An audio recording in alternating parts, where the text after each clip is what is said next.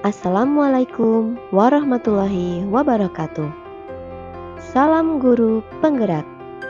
Saya Yurista Andriani, calon guru penggerak angkatan 11 Kabupaten Magelang, Provinsi Jawa Tengah, akan memaparkan hasil aksi nyata modul 1.4 Budaya Positif. Dan perkenalkan, Bapak Yusef Kurniawan MPD selaku fasilitator saya, Ibu Musrifah SPD selaku pengajar praktik saya pada program pendidikan guru penggerak angkatan 11 tahun 2024. Berikut adalah rancangan tindakan aksi nyata saya. Latar belakang dari aksi nyata saya adalah penerapan budaya positif di sekolah merupakan salah satu upaya peningkatan kualitas pendidikan nasional. Penerapan budaya positif ini tidak bisa dilakukan tanpa dukungan dari semua elemen yang ada di sekolah. Dengan penerapan budaya positif ini, diharapkan dapat mewujudkan visi sekolah dan membentuk karakter murid dalam mengimplementasikan nilai-nilai profil pelajar Pancasila. Kemudian tujuan dari aksi nyata ini yaitu untuk menumbuhkan budaya positif dengan keyakinan kelas, mengembangkan nilai-nilai profil pelajar Pancasila pada diri murid dalam kegiatan pembelajaran, melakukan kegiatan pembiasaan murid untuk mengimplementasikan nilai-nilai profil pelajar Pancasila. Dan yang menjadi tolak ukurnya yaitu murid mampu membuat keyakinan kelas untuk dipasang di dinding kelas dan ditaati. Peserta didik dapat mengaplikasikan nilai-nilai profil pelajar Pancasila secara sadar dan berkesinambungan dalam proses belajar. Murid terlibat aktif dalam kegiatan sekolah dengan secara sadar mengamalkan nilai-nilai profil pelajar Pancasila sehingga tercipta pembelajaran yang menyenangkan dan berpihak pada murid.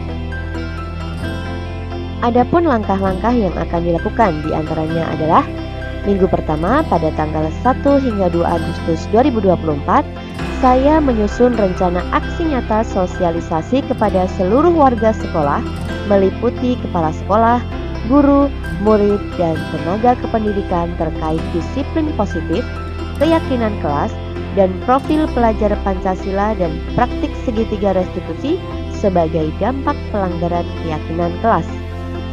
Minggu kedua, sekitar tanggal 5 sampai 6 Agustus 2024, saya menyiapkan alat dan bahan untuk aksi nyata, mempraktikkan segitiga restitusi, dan meminta izin kepada kepala sekolah untuk mendiseminasikan budaya positif. Pada minggu ketiga, tanggal 12 hingga 13 Agustus 2024, saya memberikan penjelasan kepada murid tentang keyakinan kelas, sekaligus menyusun keyakinan kelas bersama dengan murid dan menyepakati keyakinan kelas, serta memasang keyakinan kelas. Kemudian, melakukan sosialisasi tentang budaya positif kepada rekan guru di sekolah saya. Pada minggu keempat, tanggal 19 hingga 20 Agustus 2024, menerapkan keyakinan kelas dan segitiga restitusi secara berkelanjutan. Dukungan yang dibutuhkan yaitu dukungan dari seluruh warga sekolah serta partisipasi aktif orang tua di rumah dalam membiasakan budaya positif. Dedikasi seluruh warga sekolah sebagai role model atau teladan bagi peserta didik dalam menanamkan budaya positif di sekolah. Kolaborasi seluruh warga sekolah dalam menciptakan serta membiasakan budaya positif di sekolah. Aksi nyata pertama yang saya lakukan adalah diseminasi penyebaran pemahaman penerapan budaya positif kepada rekan guru SD Negeri Majaksini. Assalamualaikum warahmatullahi wabarakatuh. Waalaikumsalam warahmatullahi wabarakatuh. Alhamdulillahirobbilalamin. Assalatu wassalamu ala asyrofil anbiya'i wal mursalin. Sayyidina wa maulana Muhammadin wa ala alihi wasallam. Ajmain. Yang terhormat Ibu Indra Kunci selaku Kepala Sekolah SD Negeri Majaksini, dan yang saya hormati Bapak Ibu Guru SD Negeri Majaksini. Maka kita panjatkan bersyukur kehadirat Allah Subhanahu wa Ta'ala yang telah mendatangkan hidayah serta ilmunya pada kita semua, sehingga pada acara diseminasi siang hari ini kita dapat berkumpul tanpa ada halangan suatu perkara. Amin ya rabbal alamin. Salawat serta salam senantiasa tercurahkan kepada Nabi Agung Muhammad sallallahu alaihi wasallam, yang selalu kita nantikan syafaatnya dari Allah nanti. Perkenalkan, saya di sini sebagai pemateri akan mendiseminasikan atau menyebarkan pemahaman dan penerapan budaya positif. Namun sebelumnya akan ada sambutan terlebih dahulu kepada Ibu Indah Nurmuji. Kami persilakan.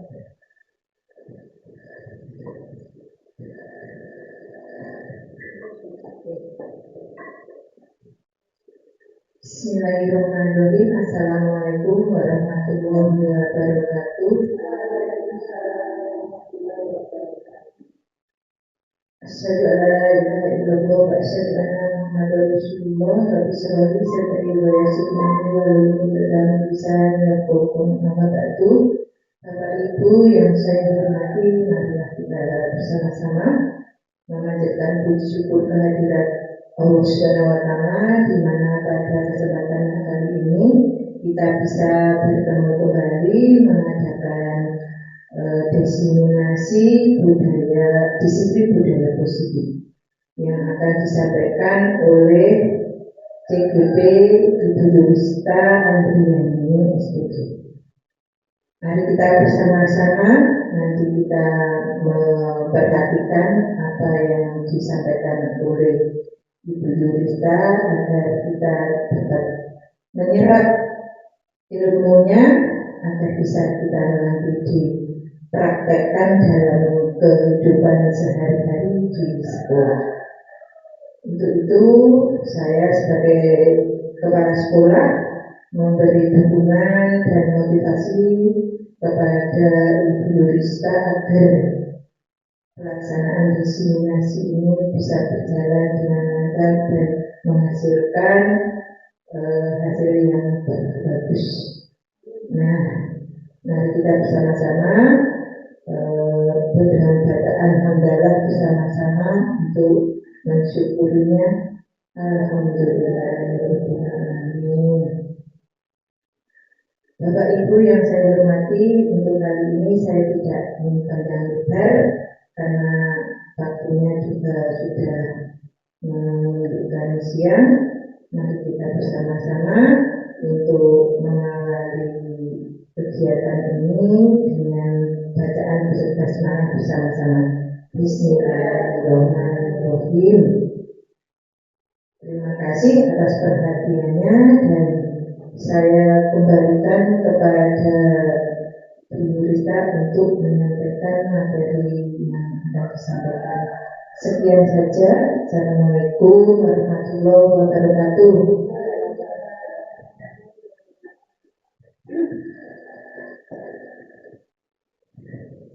Terima kasih atas sambutannya. Bapak Ibu, langsung saja saya mulai untuk diseminasi siang hari ini. Menyebarkan pemahaman dan penerapan pengalaman budaya positif. Kira-kira yang ada di benak Bapak Ibu mendengar kata budaya positif itu apa ya? Kebiasaan yang baik, luar biasa sekali. Kebiasaan yang baik. Budaya positif adalah kebiasaan yang baik.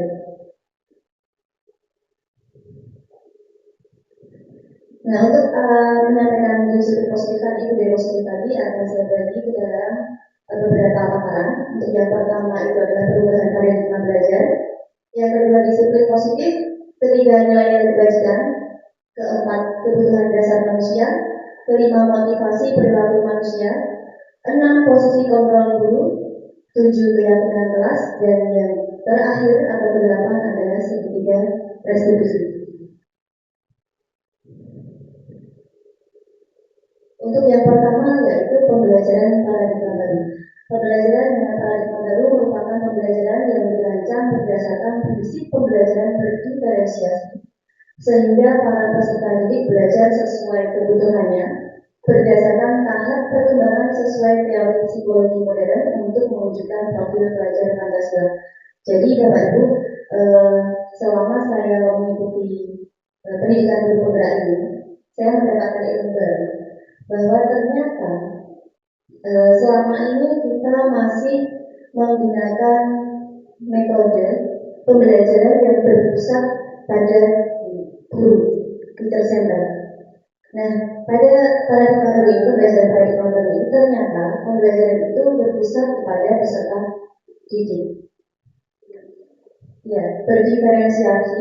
Jadi pembelajaran yang kita lakukan itu sesuai dengan kebutuhan peserta didik masing-masing, karena peserta didik itu mempunyai kebutuhan, keunikan, dan karakter masing-masing.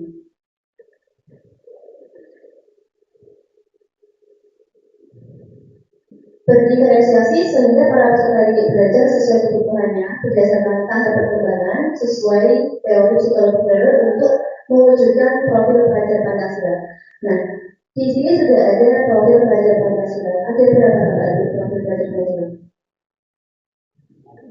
6. Beriman, bertakwa kepada Tuhan Yang Maha Esa, berkebinekaan global, bergotong royong mandiri, bergotong royong kreatif, berkreatif dan mandiri. Untuk mewujudkan karakter profil pelajar Pancasila yang beriman, bertakwa kepada Tuhan Yang Maha Esa, apa saja yang bisa kita lakukan? Mungkin program-program apa saja di sekolah yang bisa kita lakukan untuk mewujudkan peserta didik yang nantinya akan mempunyai karakter beriman dan bertakwa kepada Tuhan.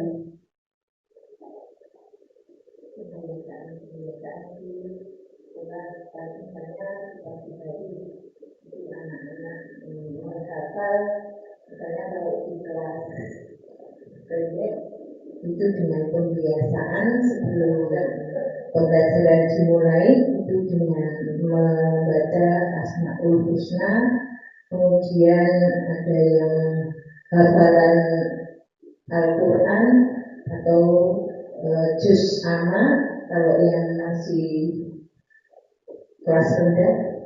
Nah itu untuk kemudian kalau di siang hari itu dengan sholat berjamaah dengan diimami bergiliran oleh guru yang ada di SD Negeri Mancasini ini dan diberi beberapa pengarahan setelah sholat itu diberi pengarahan agar tidak hanya begitu saja berlalu begitu sholat, tapi dengan adanya tambahan-tambahan penjelasan dari guru itu akan melekat di hati dan pikiran anak-anak setelah sholat jamaah. Berarti ini pembiasaan seperti sholat berjamaah, kemudian pembacaan Asmaul Husna ketika akan mulai pembelajaran. Nah, itu juga memang salah satu wujud budaya positif yang bisa diterapkan untuk mewujudkan karakter profil pelajar Pancasila pada dimensi beriman, bertakwa kepada Tuhan Yang Maha Esa. Kemudian yang kedua, berkebinekaan global. Kira-kira apa yang harus kita lakukan? Apa yang bisa kita lakukan untuk mewujudkan peserta didik yang mempunyai karakter berkebinekaan global?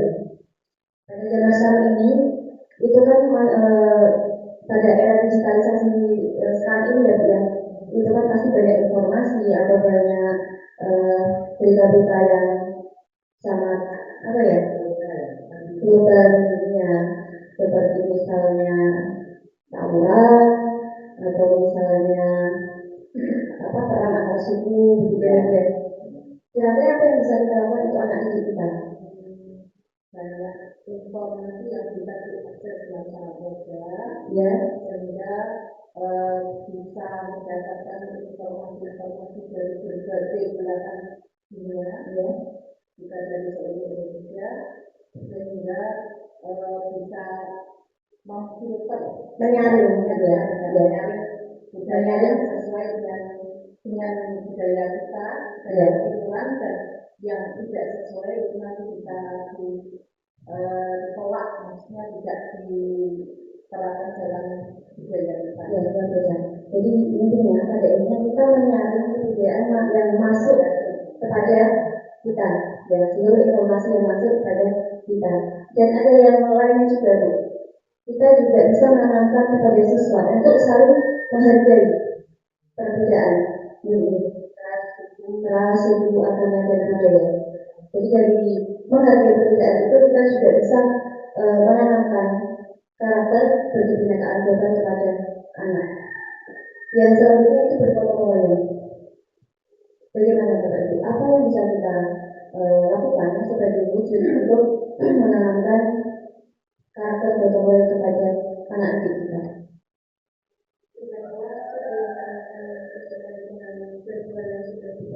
Ya, tiap kelas dilaksanakan sesuai dengan jadwal yang sudah dibagi. Untuk pengalaman kita ya Pak, ternyata saya itu di kelas 1 sudah bisa merasakan yang Fatima rasakan.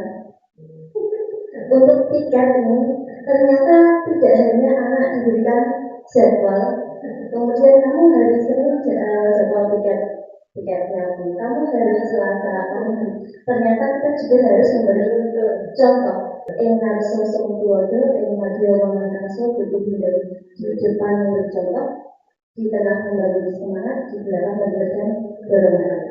Ya, dengan semuanya itu ya.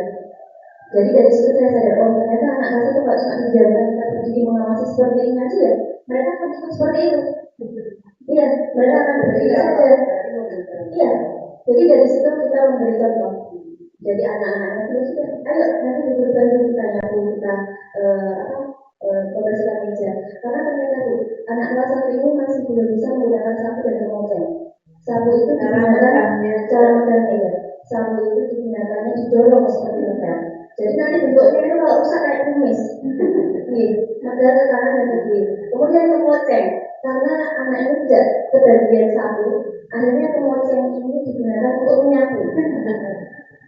Saya sudah pastikan ya, tapi ya tidak apa-apa. Sekarang alhamdulillah sudah tahu fungsinya dan sudah tahu cara menggunakannya.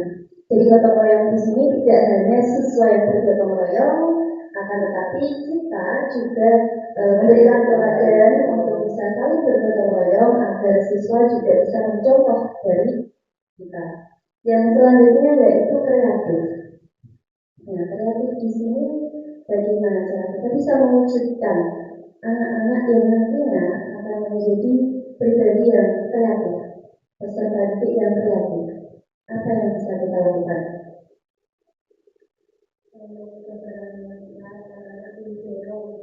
Luar biasa sekali. Ya, mengubah atau mengolah barang-barang bekas menjadi sesuatu yang bermanfaat atau berguna. Ya. Jadi banyak di sini ya, kreatif itu tidak hanya merubah barang bekas menjadi barang yang bermanfaat, tetapi kreatif itu seperti apa saja itu. Contohnya sampah yang tadinya sudah tidak berguna, ya kita daur ulang bisa menjadi barang yang bermanfaat. Ya. Ketika mulai-mulai saya itu saya beredukasi untuk membuat bunga misalnya dari apa? Plastik ya, resep itu ternyata mereka bisa menghasilkan bentuk bunga yang bermacam-macam. Ya, bukan hanya satu macam ketika bercontoh, tapi seperti ini boleh dulu, seperti ini boleh dulu, ternyata itu bagus. Iya. Jadi ternyata kreatif itu memang banyak macamnya nih. Kreatif itu tidak hanya membuat barang dari nol sampai ke barang jadi. Tetapi anak juga bisa memodifikasi, itu juga bisa mewujudkan anak agar kreatif. Jadi juga kalau anak kelas 1, kelas 2 itu kan masih butuh bimbingan nih arahan. Jadi kalau dari barang awal itu kalau kita tidak memberikan contoh seperti ini, anak meniru itu juga belum jalan. Selanjutnya untuk bernalar kritis. Cara apa Bu?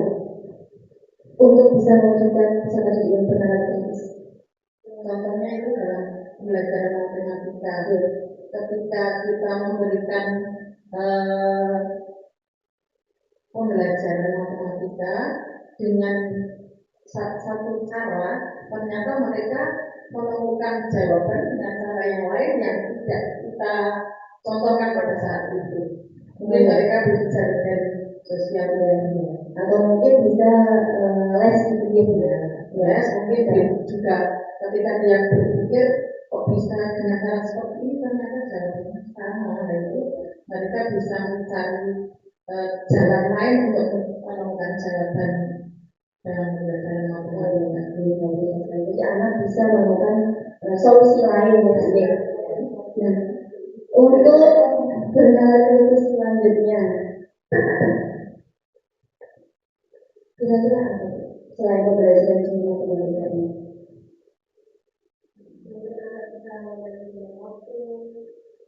Manajemen waktu.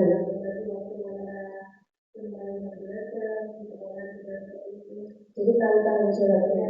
Oh ya, tahu jawab. Anak akan mengerti dengan tanggung jawabnya bahwa dia adalah seorang siswa dan tanggung jawabnya adalah untuk belajar. Nah itu namanya mandiri. Ya. Itu masuk di dimensi mandiri. Jadi mandiri di sini anak-anak tahu akan tanggung jawabnya sebagai peserta didik. Kita tidak usah lagi kamu harusnya gini, kamu harusnya gini, kamu harusnya gini. Kita tidak usah meneliti, tapi nanti kita akan ya kita akan mewujudkan itu, apa ya,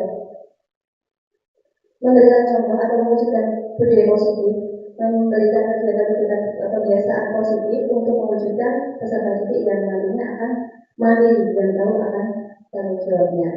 Selanjutnya adalah tentang teori kontrol. Di sini ada ilusi guru mengontrol murid. Pada dasarnya kan ini guru itu selalu mengontrol murid teman. Jadi harus tak ada peraturan, harus seperti ini, harus seperti itu. Murid-murid itu harus patuh kepada guru. Kemudian ilusi bahwa kritik dan membuat rasa bersalah mampu menguatkan karakter. Misalnya bahwa kritik, misalnya dia kita mengkritik anak ketika anak itu salah atau belum memakai seragam yang lengkap di hari Senin. Kita mengkritik, nah kamu kenapa kok bisa salah seperti ini? Atau bisa disalahkan seperti apa? Membuat rasa bersalah gimana sih? Kan guru udah bilang harusnya pakai ini, kenapa pakai itu? Nah itu akan menimbulkan rasa bersalah. Dan ilusi di sini, visualisasi di sini ternyata hal itu tidak mampu menguatkan karakter. Hal itu hanya akan anak pasti akan menurut pada saat itu. Ketika berulang menurut lagi, tapi ternyata kedepannya ya akan memberontak, ya melanggar dan memberontak lagi. Kemudian ilusi bahwa semua penguatan positif efektif dan bermanfaat. Semua penguatan positif itu efektif dan bermanfaat. Jadi penguatan positif itu seperti bujukan-bujukan. Jadi kita memberikan bujukan yang berulang kepada murid agar nanti dia patuh terhadap kita. Berulang-ulang kita melakukan itu.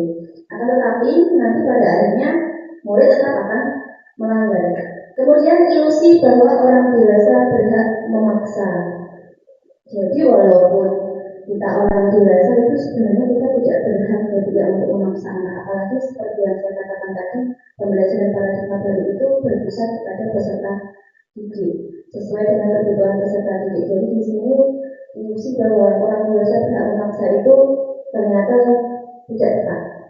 Dan ini adalah pernyataan untuk mengubah paradigma stimulus respon ke pendekatan teori kontrol. Pada stimulus respon itu realitas kebutuhan kita sama, padahal pada teori kontrol kebutuhan kita itu berbeda, kebutuhan murid-murid itu juga berbeda. Semua orang melihat hal yang sama. Pada teori kontrol ini semua orang itu melihat hal yang berbeda, dengan cara pandang yang berbeda juga. Kemudian kita mengubah orang agar pandangan sama dengan kita. Tidak bisa seperti itu ya. Akan tetapi kita berusaha memahami cara pandang orang lain. Ya, tentang dunia. Setiap orang itu punya pandangan yang berbeda. Jadi, iya. Perilaku buruk dilihat sebagai suatu kesalahan. Kita sering melakukan itu. Ternyata perilaku buruk itu adalah perilaku yang memiliki tujuan. Kemudian orang lain bisa mengontrol saya. Nah, di teori kontrol ini hanya Anda yang bisa mengontrol diri Anda. Jadi ya kita sendiri yang mengontrol diri kita. Kemudian saya bisa mengontrol orang lain. Di stimulus respon, dan untuk teori kontrolnya Anda tidak bisa mengontrol orang lain apalagi secara paksa. Kemudian pemaksaan ada pada rujukan yang gagal. Nah, di teori kontrol ini kolaborasi dan konsensus menciptakan pilihan baru. Kemudian Kemudian untuk stimulus respon, model berpikir menang kalah. Kalau di teori kontrol itu model berpikirnya menang.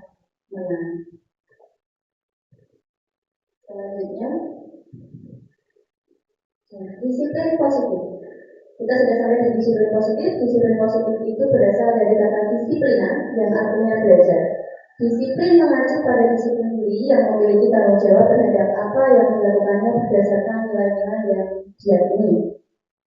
Disiplin positif merupakan salah satu cara penerapan disiplin yang bertujuan untuk menumbuhkan kesadaran serta memberdayakan peserta didik tanpa imbalan atau reward, ancaman atau hukuman. Sebagai pendidik, tujuan kita adalah menciptakan peserta didik yang memiliki disiplin tinggi sehingga mereka berperilaku mengacu kepada nilai-nilai kebajikan universal dan memiliki motivasi intrinsik dalam perubahan perilaku ke arah yang lebih baik. Jadi disiplin positif ini arahnya adalah agar siswa itu paham atau bisa termotivasi secara intrinsiknya, menyadari bahwa perilaku positif yang dilakukannya itu tidak untuk mencari penghargaan, tidak untuk mencari pujian, tidak untuk karena menghindari ancaman atau hukuman, tapi karena memang sadar dirinya berperilaku positif ya karena itu adalah perilaku yang harus ditanamkan. Nah, untuk nilai-nilai kebajikan, nilai yang disepakati bersama, lepas dari suku bangsa, agama, bahasa maupun latar belakangnya. Jadi di sini ada contoh nilai-nilai kebajikan institusi atau organisasi. Yang pertama yaitu profil pelajar Pancasila. Itu nilai kebajikannya ada beriman dan bertakwa pada Tuhan Yang Maha Esa, berakhlak mulia, berkebinekaan global, gotong royong, mandiri, kreatif, dan bernalar kritis. Sedangkan untuk IPU Primary Years Program itu nilai kebajikannya adalah toleransi, rasa hormat, integritas, mandiri, menghargai, antusias, empati, keinginaran, kreativitas, kerjasama, percaya diri, dan komitmen. Dan untuk keterampilan hidup, di sini ada nilai kebajikannya yaitu dapat dipercaya, lurus hati, pendengar yang aktif, tidak merendahkan orang lain, dan memberikan yang terbaik bagi diri. Nah, untuk kebutuhan dasar manusia, jadi tadi kan kita sudah membicarakan tentang perilaku buruk itu adalah perilaku yang dilakukan karena tujuan, karena suatu alasan. Jadi kebutuhan dasar manusia adalah segala sesuatu yang kita lakukan untuk mendapatkan apa yang kita inginkan. Seluruh tindakan yang kita lakukan memiliki tujuan tertentu dan semua usaha terbaik yang kita lakukan adalah dalam rangka agar kebutuhan dasar kita dapat terpenuhi dengan baik. Jadi kalau kita lihat ada anak yang sebenarnya bandel itu ternyata kita harus tahu, kita perlu tahu kebutuhan dasar apa atau yang sedang ingin dicapai oleh anak ini. Dan kebutuhan dasar manusia tadi itu ada 5. Yang pertama yaitu bertahan hidup, seperti kita makan, pakaian, kemudian kita membutuhkan tempat tinggal, keamanan, dan kesehatan. Itu merupakan kebutuhan dasar kita untuk bertahan hidup. Yang kedua yaitu kasih sayang dan rasa diterima. Rasa diterima, dipedulikan, kemudian berbagi, bekerja sama, menjadi bagian dalam kelompok. Ini sepertinya kita sering menemukan kasus seperti ini. Secara tidak langsung, anak-anak yang caper, cari perhatian itu mungkin karena memang kurang kasih sayang atau kurang kepedulian dari orang rumah. Yang ketiga adalah penguasaan. Penguasaan yaitu harga diri, keinginan untuk dianggap memimpin, berprestasi, diakui, dan didengar. Kalau untuk dianggap memimpin itu kita sebenarnya sering menemukan pada murid-murid kita. Jadi ada anak yang memang selalu menguasai di kelas, gitu ya. Anak-anak ada yang takut kepada anak ini karena dia sedang ingin memenuhi kebutuhan dasarnya dia. Kemudian berprestasi, diakui, didengar. Ini juga dia berprestasi. Jadi memang ada anak yang memang dia itu melakukan sesuatu karena memang dia berprestasi dan ingin diakui. Selanjutnya yaitu kebebasan.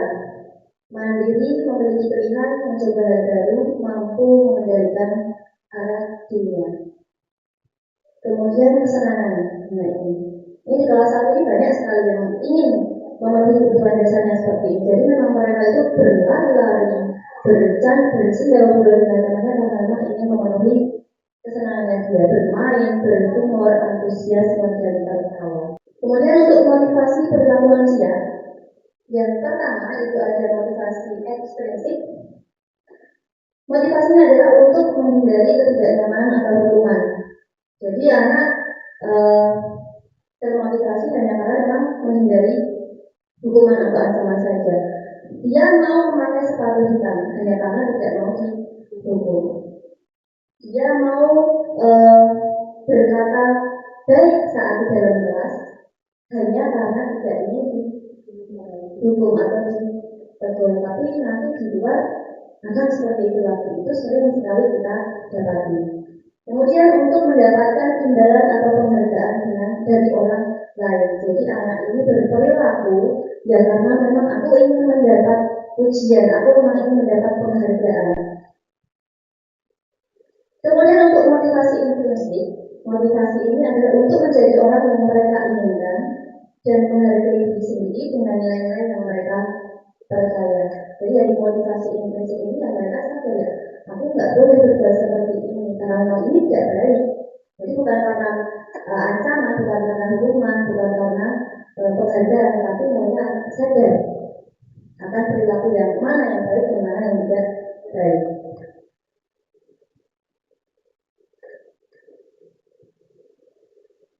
Selanjutnya, itu ada hukuman, konsekuensi, dan restitusi. Hukuman di sini adalah tidak terencana atau tiba-tiba. Kemudian murid tidak tahu apa yang akan terjadi dan atau tidak dilibatkan. Bersifat satu arah.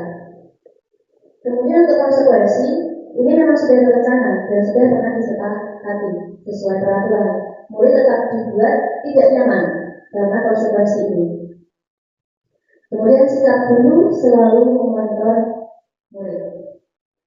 Untuk restitusi, nah ini proses menciptakan kondisi bagi murid untuk memperbaiki kesalahan. Proses kolaboratif yang mengajarkan murid untuk mencari solusi sendiri. Nah di sini ada 5 posisi kontrol guru. Yang pertama adalah sebagai penghukum. Kedua, pembuat rasa bersalah. Yang ketiga itu sebagai teman. Yang keempat adalah pemantau, dan yang kelima adalah manajer. Nah, ini adalah contoh penerapan 5 posisi kontrol guru dengan kasus tidak memakai atribut lengkap saat upacara bendera. Untuk menghukum, dia akan memberikan hukuman seperti hormat pada bendera selama 1 jam. Nah, pembuat rasa bersalah, dia akan mengatakan seperti ini. Berapa kali ibu atau bapak harus memberitahu kamu? Kamu selalu saja mengecewakan ibu sama bapak. Dari sini anak akan tahu, dia akan merasa bersalah. Kemudian, teman. Biasanya kita secara tidak sengaja akan seperti ini. Ayo dong ikuti aturan sekolah. Oh, bantu ibu atau bapak ya sekali ini. Ya sudah, tidak apa-apa. Lain kali jangan sampai berbuat seperti ini lagi ya. Tapi pada kenyataannya sekarang kita menerapkan seperti ini, besoknya dia akan tetap seperti itu lagi, mengulang lagi. Kemudian yang keempat adalah seorang pemantau. Kamu sudah melanggar peraturan sekolah, kamu tahu konsekuensinya. Setelah upacara, kamu beli atributnya ke koperasi dan jangan diulangi lagi.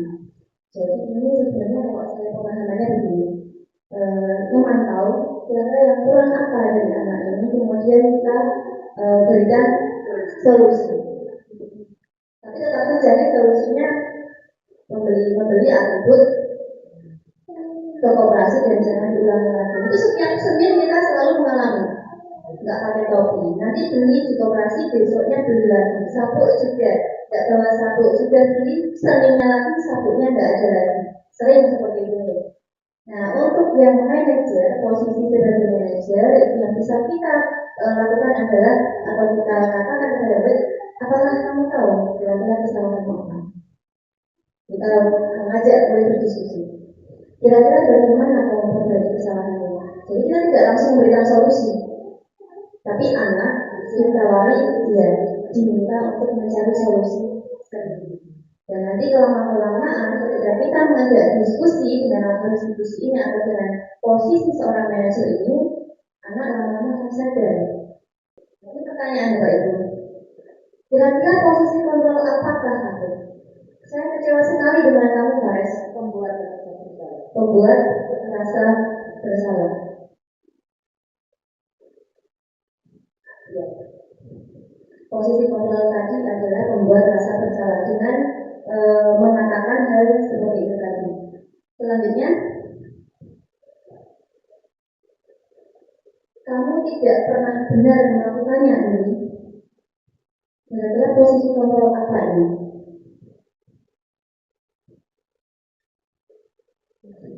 Tadi ada penghukum, pembuat rasa bersalah, pemantau, kemudian teman, dan manajer. Ya, tidak pernah benar itu tidak pemantau atau pembuat rasa bersalah. Coba kita lihat. Pembuat rasa bersalah. Kamu tidak pernah benar mengatakannya itu dia. Jadi anak yang seperti ini kan pasti akan merasa dia bersalah sekali karena tidak pernah melakukannya secara benar. Ayolah lakukan demi bapak atau ibu ya Rani. Jangan aja. Ya, ayolah lakukan demi bapak atau ibu ya Rani. Teman, coba kita lihat. Ini adalah posisi kontrol seorang teman.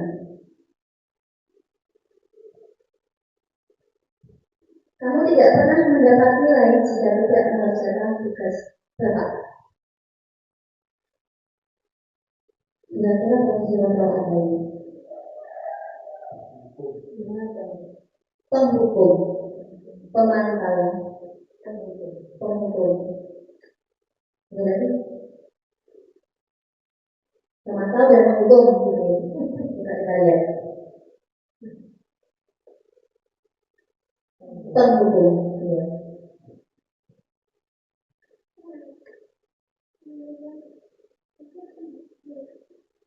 Apa rencanaku untuk menyelesaikan masalah ini? Ya? Yang terakhir. Lupa, tidak apa-apa. Tadi adalah manajer. Coba kita lihat.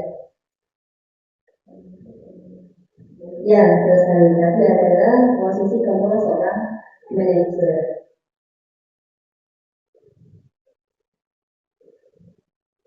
Kita sudah masuk ke segitiga restitusi. Jadi tadi kita sudah membahas tentang posisi kontrol seorang guru. Jadi dari posisi kontrol tadi kita itu sebaiknya berposisi sebagai apa tadi? Sebagai manajer.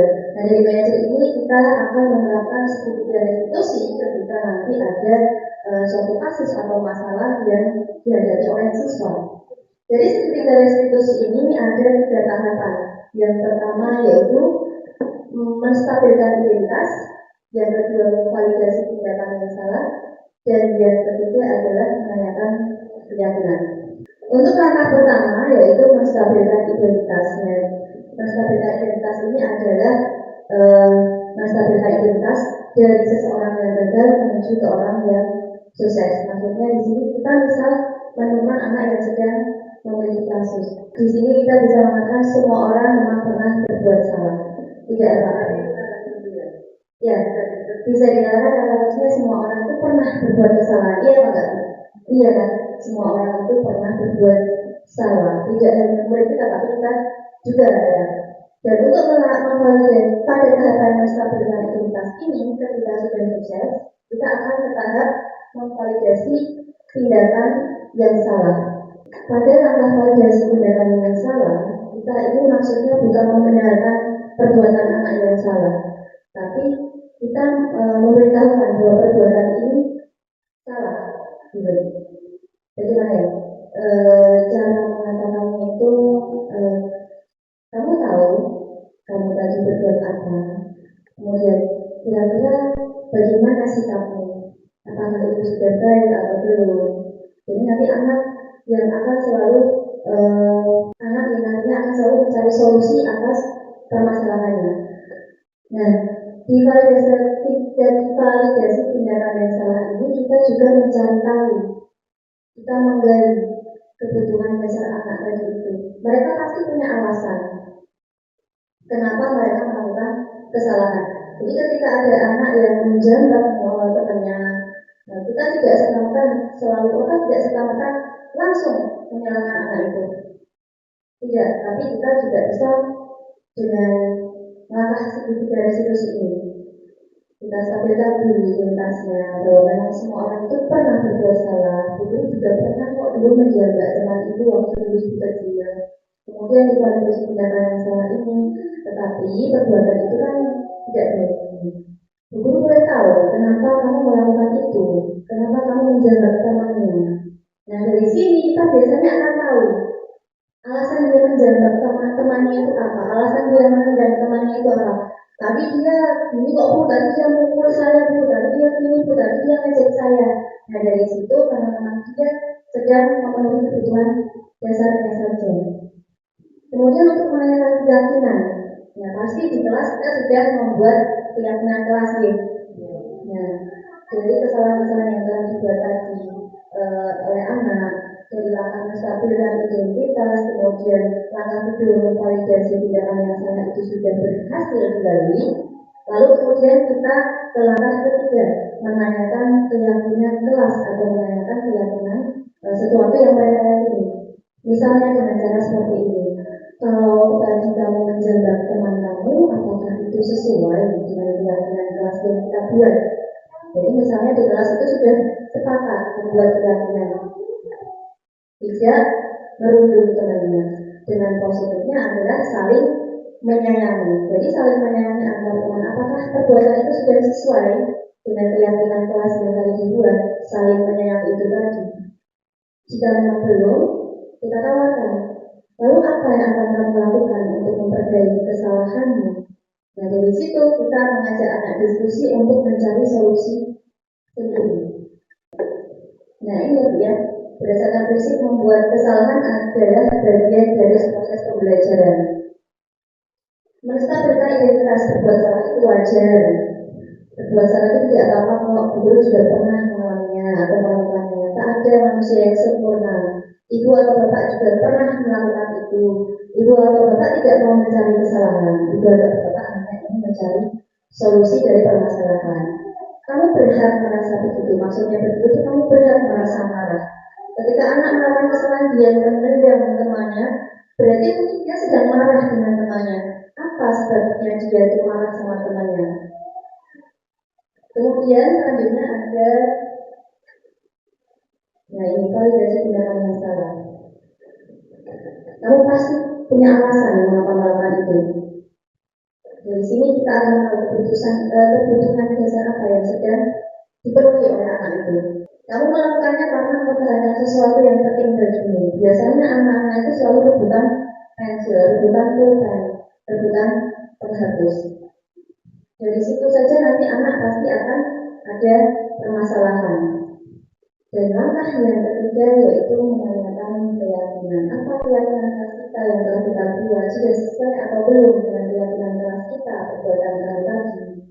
Nah, itu seperti apa gambaran sebuah kelas yang ideal menurut kamu? Kamu ingin menjadi orang yang seperti apa? Nah, ini juga penting Bu. Menanyakan anak ini pengen jadi apa nantinya, cita-citanya mau jadi apa, kemudian diarahkan, itu juga hal yang baik atau yang penting. Nah, ini contoh penerapan segitiga restitusi saya dengan Albert. Sebenarnya saya mau memasukkan Pak Is tadi itu, tapi karena bicaranya itu belum, ya komunikasinya itu memang saya juga belum paham sekali. Mas Albert, tadi Bu Guru dapat laporan kalau Mas Albert itu katanya memukul Mas Faiz. Betul atau tidak? Betul. Boleh tahu kenapa Mas Albert memukul Mas Faiz? Faiz dorong Mas Albert. Terus Mas Albert merasa jengkel. Oh ya, Mas Albert berhak merasa jengkel. semua orang juga pernah berbuat salah ya. Padahal Mas Albert bisa ya berbuat lebih dari itu. Iya. Jadi Mas Albert tadi kan tidak suka dengan sikap Mas Faiz yang dorong-dorong tadi. Terus Mas Albert juga bisa berbuat lebih dari itu ya. Akan tetapi Mas Albert kan bisa memperbaiki sikap Mas Albert juga. Selain memukul, Mas Albert bisa melakukan apa? Kalau Mas Faiz mendorong Mas Albert, nah Mas Albert bisa melakukan apa nih selain memukul? Mana? Iya, Mas Albert bisa menasihati. Karena kalau memukul itu tidak sesuai dengan keyakinan kelas kita. Nah, keyakinan kelas kita apa aja Mas Albert? Saling menghormati, menciptakan suasana kelas yang aman. Ya, kalau sudah memukul-mukul begitu, kira-kira sudah aman atau belum? Belum. Nah, Bu Guru pengen tanya Mas Albert, nanti kalau sudah besar cita-citanya mau jadi apa? Polisi. Bagus sekali mau jadi polisi. Polisi itu tugasnya baik loh, mulia loh. Karena polisi itu melindungi ya. Bu Guru harap nanti Mas Albert juga bisa meraih cita-citanya menjadi polisi ya. Jadi anak yang solih, anak yang berbakti gitu ya. Nah, oke Mas Albert, sekarang Ibu Guru minta Mas Albert kembali ke kelas. Terus nanti Mas Albert sama Mas Faiz maaf-maafan, saling maaf-maafan ya. Oke? Sip? Faiz sudah saya buatkan kasus sendiri, bukan buatkan kasus ya Bu, tapi ketika itu memang kebetulan kok ada masalah sama dua anak ini, jadi saya buat sekalian aja videonya. Jadi itu tadi adalah video segitiga restitusi saya. Kemudian ini ada keyakinan kelas. Mengapa keyakinan kelas? Mengapa bukan peraturan kelas? Kenapa Bapak Ibu?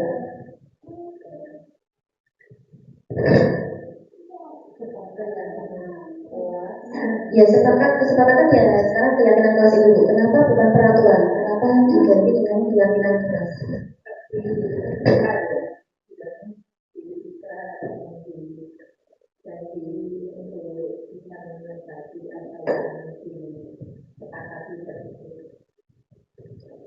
Ya, coba.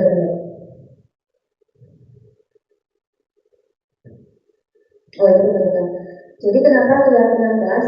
Ya ini nanti supaya bisa membentuk murid-murid itu memang berperilaku sesuai dengan apa yang mereka yakini.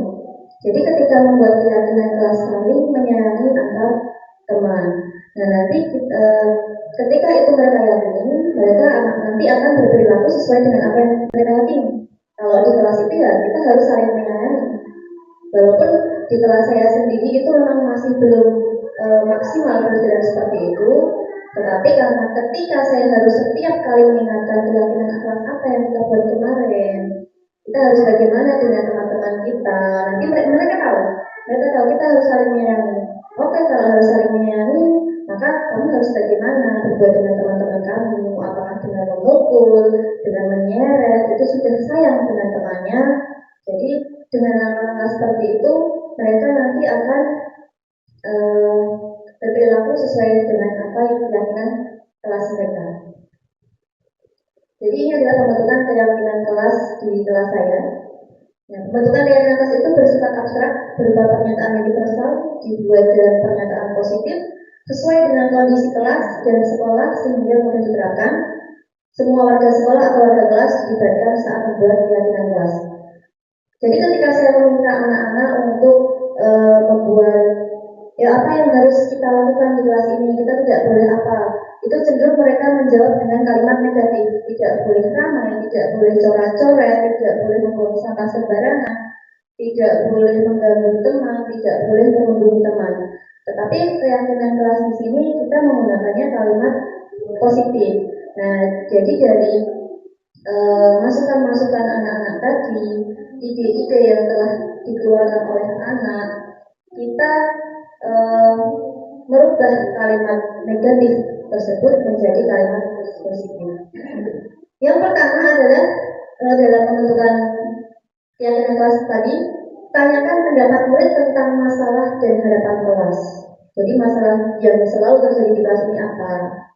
Bagaimana cara kita menanganinya? Kemudian harapannya untuk kelas kita itu apa? Mintalah pendapat murid, dan artinya siswa disilahkan menyampaikan berbagai masalah, menyampaikan ide-ide yang ada, yang dihadapi saat dia berada di kelas dan harapan apa yang dia inginkan untuk kelas mereka. Hal ini bisa dilakukan secara individu maupun kelompok atau dari survei kelas. Misal seperti apa kelas impian mau menceritakan kelas impian mau bagaimana kondisi kelasmu, teman-temanmu dan guru-guru impianmu seperti apa. Karena bisa Bu, jadi kan harapan kelas, visi misi kelasnya apa? Oke.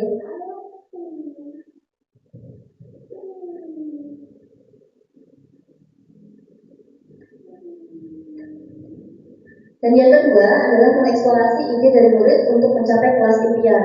Di sini bertanyalah harapan tentang kelas, apa yang murid harapkan tentang kondisi kelasnya, tentang gurunya dan teman-teman di kelas. Dia pengen yang seperti apa.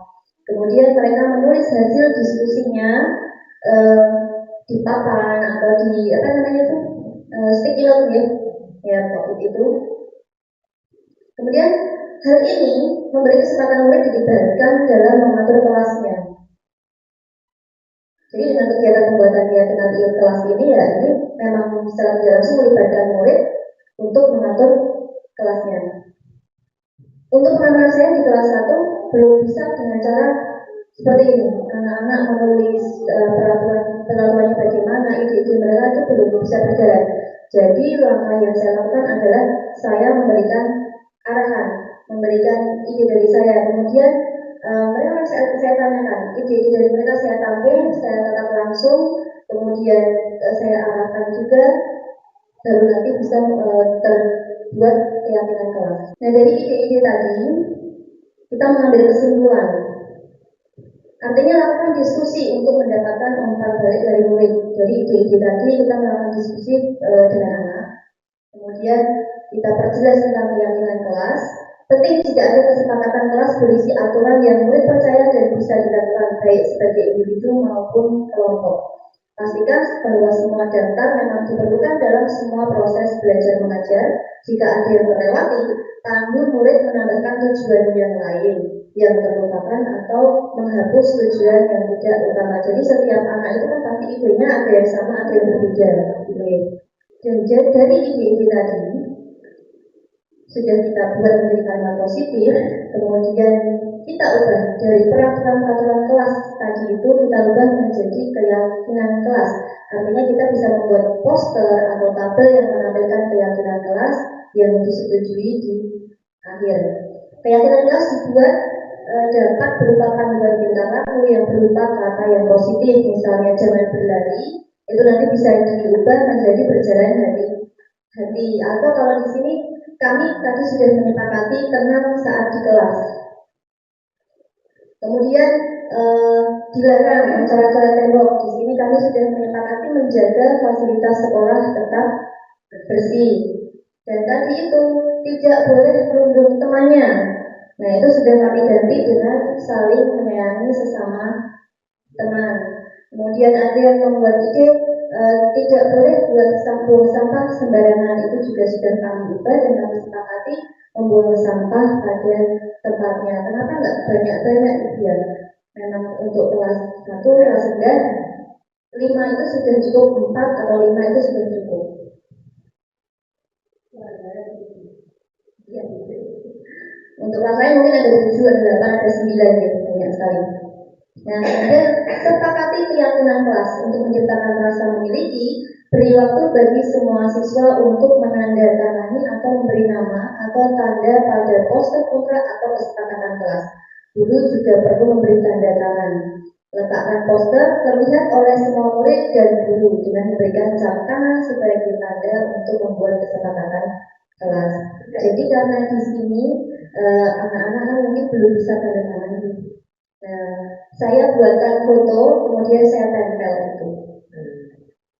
Nah, itu nanti ya keyakinan kelasnya saya tempel di sebelah ini.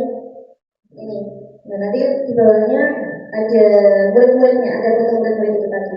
Nah, alhamdulillah kita sudah pada penutup. Nah, disiplin positif ini adalah dalam penerapan program disiplin positif, hendaknya guru memiliki standar kepribadian profesional dan sosial yang baik, di mana guru mampu merefleksi dirinya dalam posisi kontrol saat ini. Bagaimana perjalanan dirinya sebagai among atau manajer yang menuntun murid-muridnya menjadi insan yang mandiri, merdeka, dan bertanggung jawab sesuai dengan standar nasional pendidikan. Jadi begitu tadi Bapak Ibu diseminasi dari saya dan ya, jadi itu tadi 8 materi yang sudah saya sampaikan. Ya, 8 materi dari saya. Mohon maaf jika saya banyak salah kata, membuat kekeliruan, kurang sempurna dalam menyampaikan diseminasi hari ini. Saya sangat minta maaf dan terima kasih Bapak Ibu Guru sudah berkenan hadir pada siang hari ini.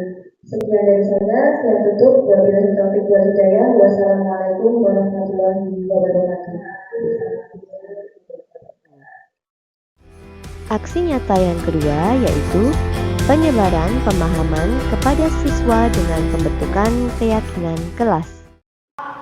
Nah, hari ini biar besok ceria lagi, nanti juga ceria lagi, kita buat keyakinan kelas. Keyakinan sesuatu yang kalian yakini atau lebih mudahnya peraturan kelas yang kalian buat sendiri, ya, bukan guru tapi kalian sendiri, gitu ya, ya Mas Faiz, Mbak Kansa, Mas Raka, semuanya paham ya? Nah, saya ulang. Jadi setelah ini kita akan membuat keyakinan kelas. Keyakinan kelas itu sesuatu yang kalian yakini untuk kelas kita ini. Di kelas tuh yang tidak boleh apa? Tidak boleh berdiri kursi. Tidak boleh berdiri kursi. Tidak boleh.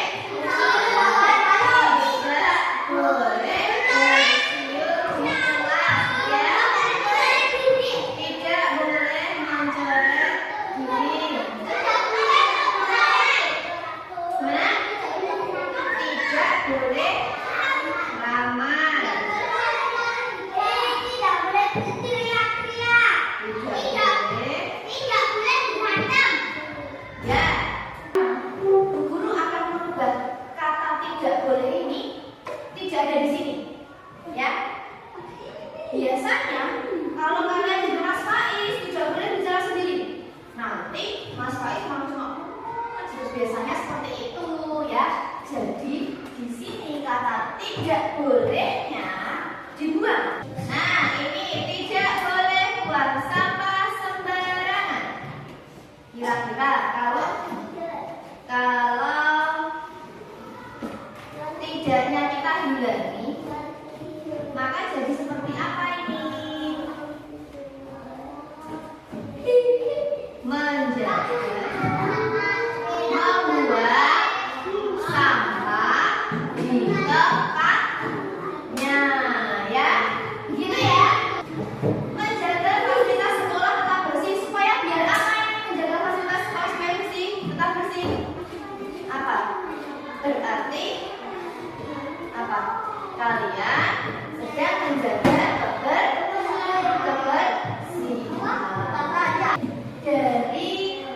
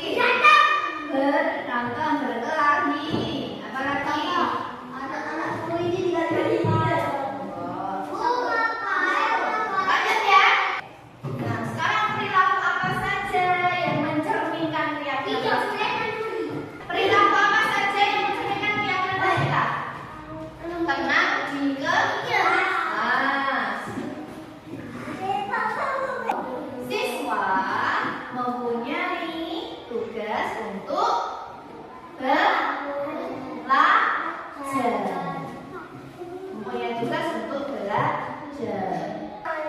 Coba kita baca keyakinan kelas kita. Yang pertama, tenang saat di kelas, menjaga fasilitas sekolah, saling menyayangi. Saling menyayangi diingat ya. Membuang sampah di tempatnya. Sepakat? Sepakat. Sepakat ya? Oke.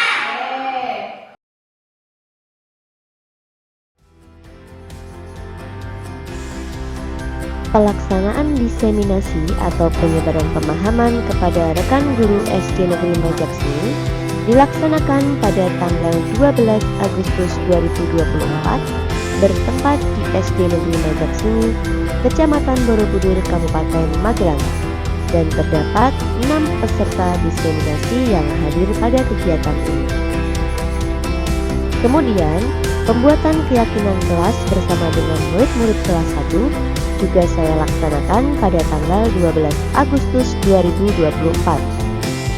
Karena saat ini saya mengajar di kelas 1, maka dalam pembuatan keyakinan kelas tetap dengan arahan dari saya sebagai wali kelas dan disepakati oleh seluruh siswa.